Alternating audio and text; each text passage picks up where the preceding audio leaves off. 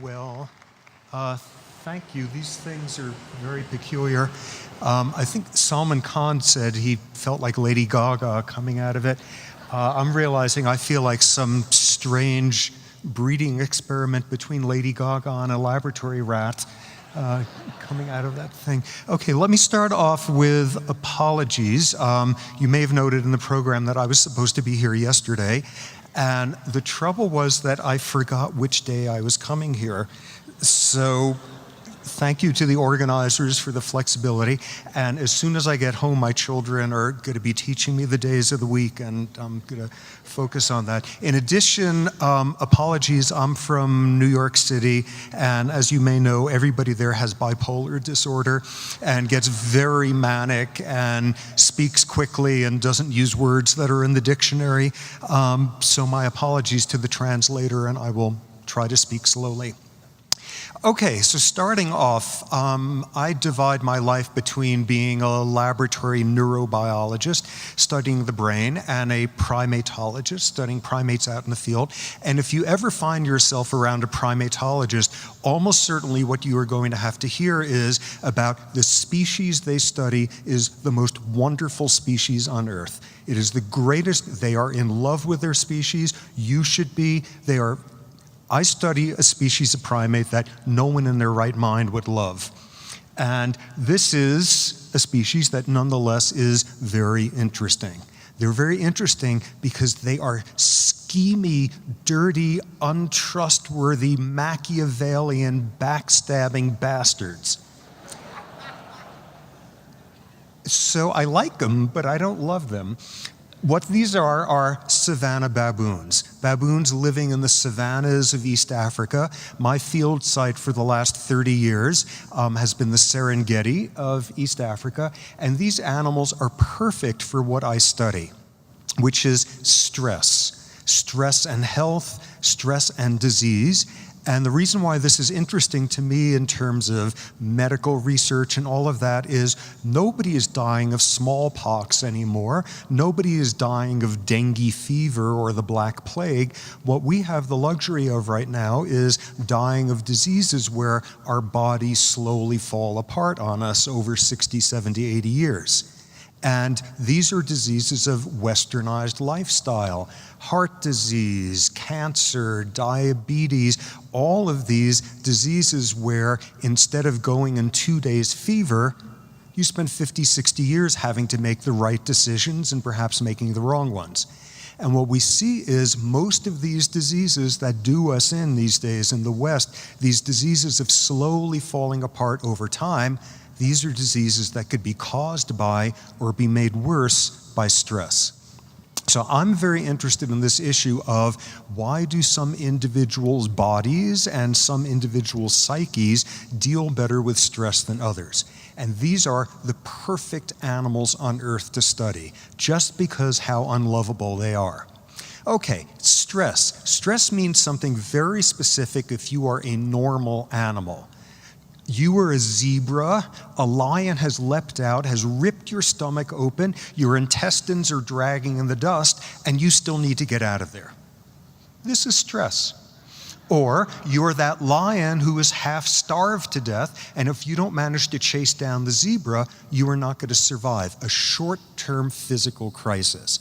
And your body has a stress response, then you secrete all sorts of hormones, and I will not torture you with their names, but what that's meant to do is to save your life if you were that zebra or that lion. You mobilize energy to whichever muscles are working.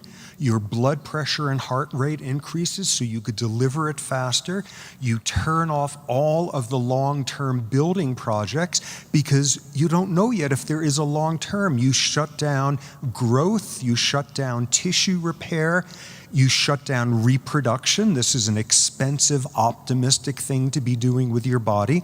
And basically, you're running for your life. There's a lion 2 steps behind you. Ovulate some other time.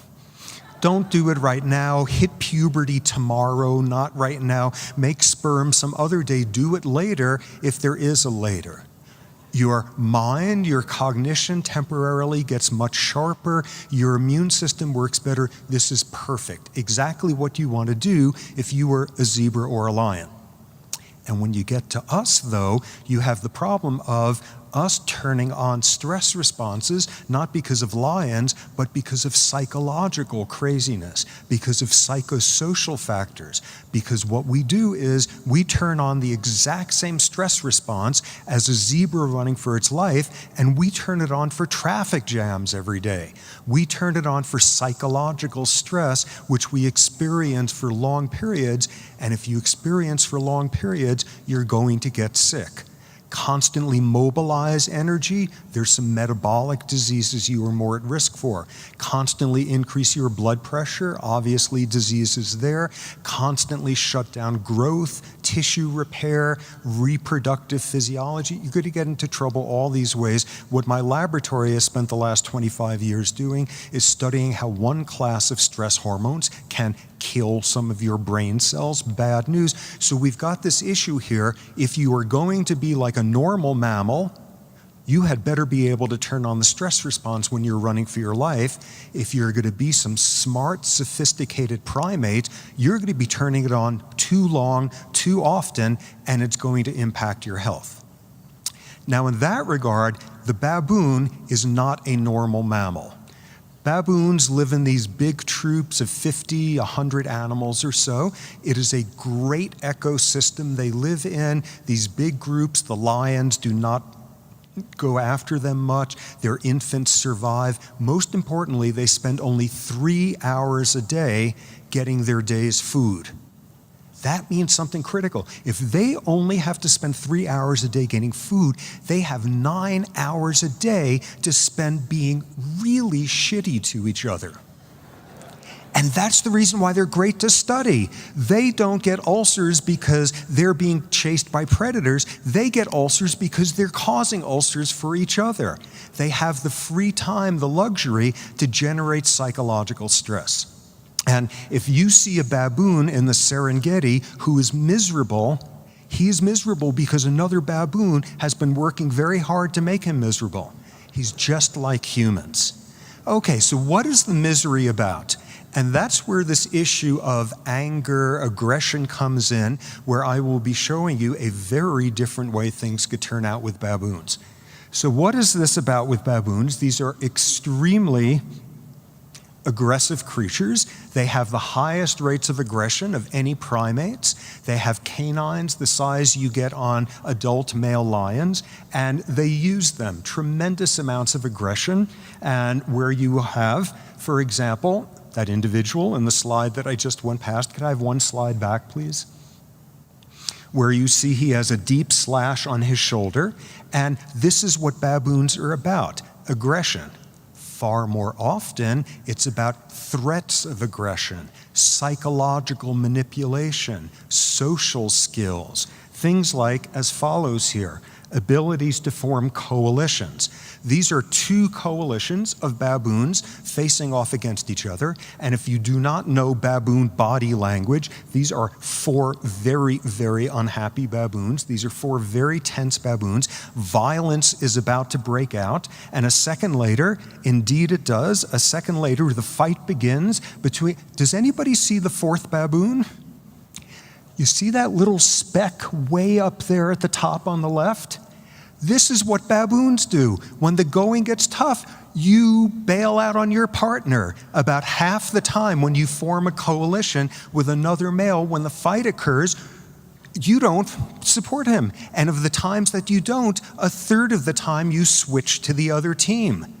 This is pure psychological stress. These are miserable animals to each other. An enormously stressful psychological landscape where the fighting is not just symbolic fighting, it is very real fighting. And this was a baboon who had joined one troop of mine about a month before that, and the only way to describe him is he had terrible political skills, because he was threatening big, high-ranking males he should not have gone anywhere near. One evening, a coalition of 6 males ganged up on him, and this is what was left in the morning.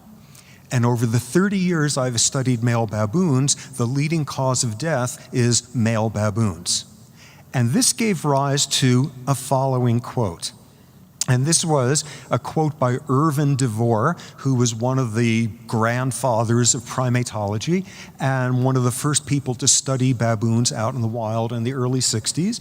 And it's got the English up there. So what you see is his emphasizing, baboons, they're always having to be aggressive to avoid predators, that sort of thing. And as a result, it is just their instinct to be aggressive all the time. They are aggressive in every possible situation. This is inevitable. This is baboon nature. This is instinct. This is innate. This is unchangeable.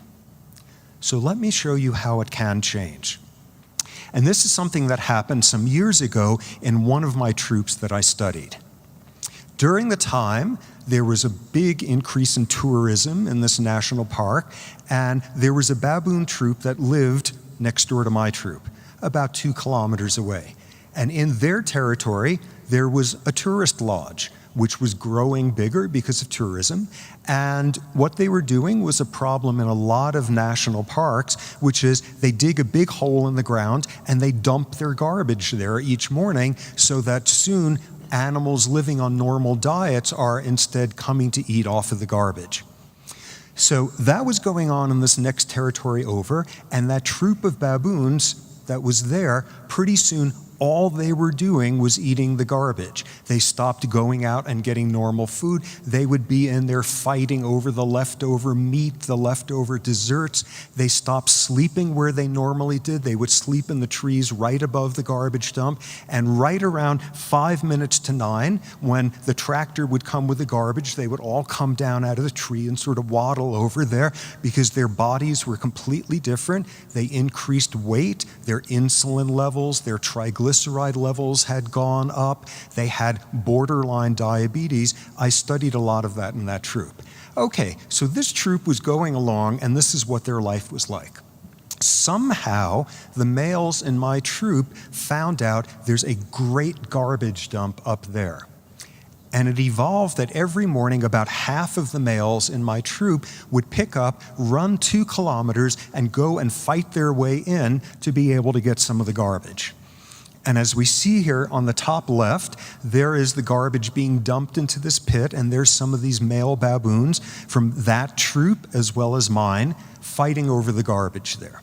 And when they were done, they would come back and join the rest of the troop. Now, something suddenly occurred in there, which was there was a massive outbreak of tuberculosis among the baboons in that troop. And I did a ton of work to try to figure out what was happening. What we see on top on the right is a normal adult male baboon.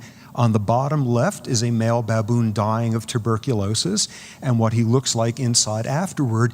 Where was the tuberculosis coming from?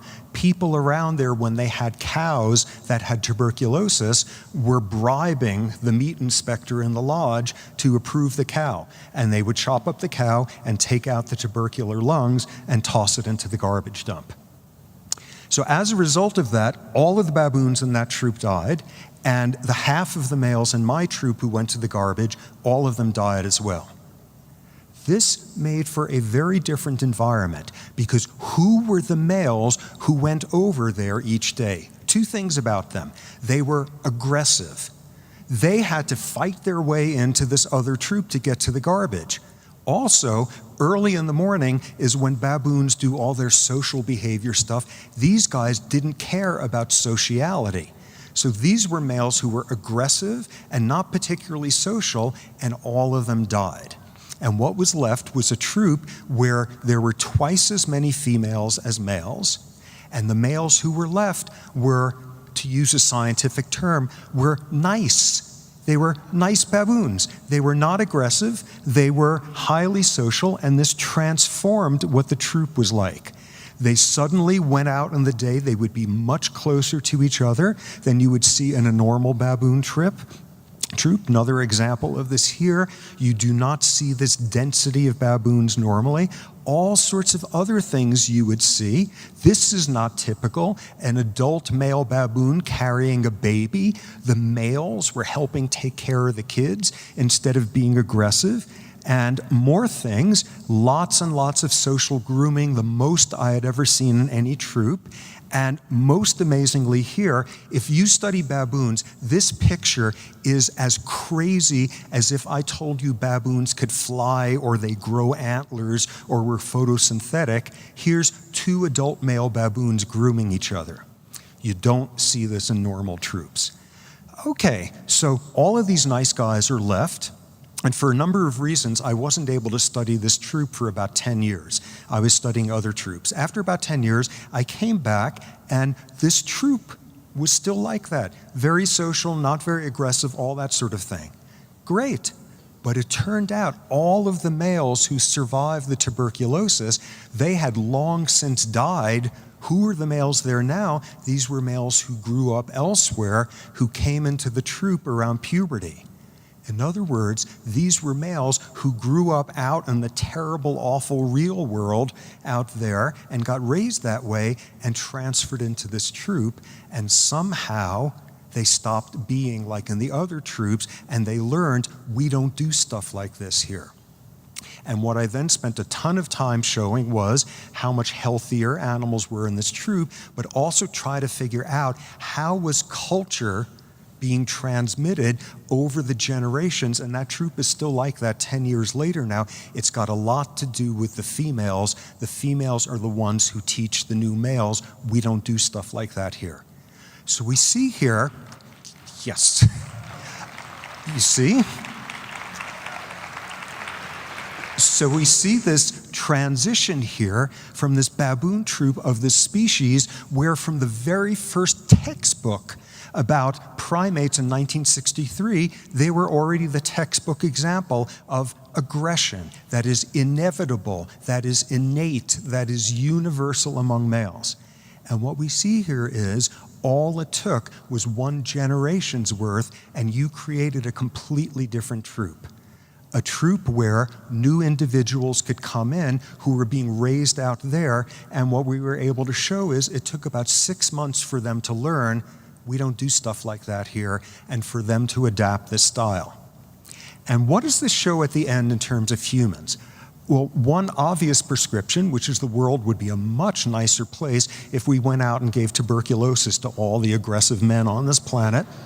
So that would be good, but maybe another easier sort of take-home lesson here, which is how to think about human social behavior. In the world of behavioral neurobiology and neurogenetics, the worst, most destructive words out there are words like instinct and innate and hardwired and all these words that basically say you can't do anything about it. And an example like this shows you could do something about it. Think of this. Western Europe up until around 1945 spent the previous 500 years slaughtering each other left and right, and something shifted around then, and they haven't had a war since. Another example, if you were back in the 17th century and you were in Western Europe, the scariest people out there were the Swedes.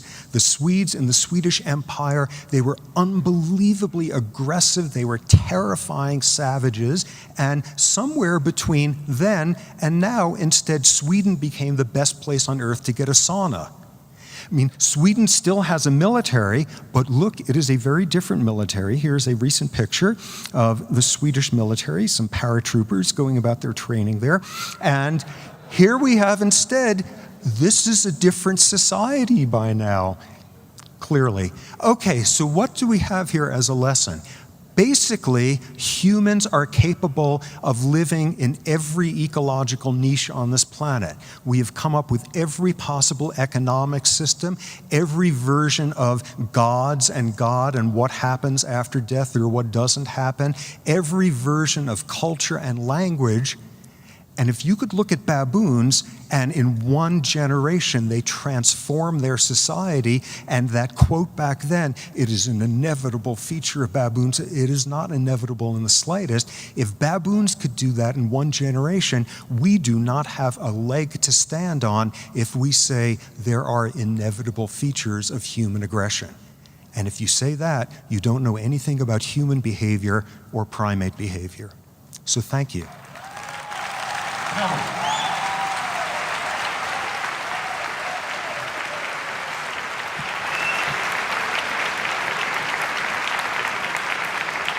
Thank you very much, Professor. One question. I read in a book that you mentioned that we have to be careful about that we have a problem sometimes with our testosterones. Could you explain or elaborate a little bit about that? Okay, testosterone is the most overrated hormone on earth. It has less to do with behavior than you would think. Okay, here's a very brief example of what testosterone does. You take 5 monkeys living in a research place, 5 monkeys, 5 males, and they have a dominance hierarchy, 1, 2, 3, 4, 5. Number 1 defeats the other 4, number 2 defeats the other 3, so on. Now take number 3 and inject him with testosterone. Testosterone, like so much testosterone that he's going to like grow 6 beards in his testes or who knows, a huge amount of testosterone. And you look at him and he becomes more aggressive. He is, yes, involved in more aggressive interactions. Does that mean that he, number 3, is now challenging number 2 and number 1?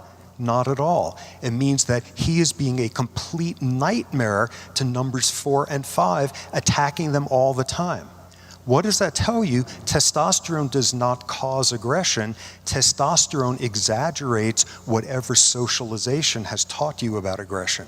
And that's very different. Fantastic. Thank you very much.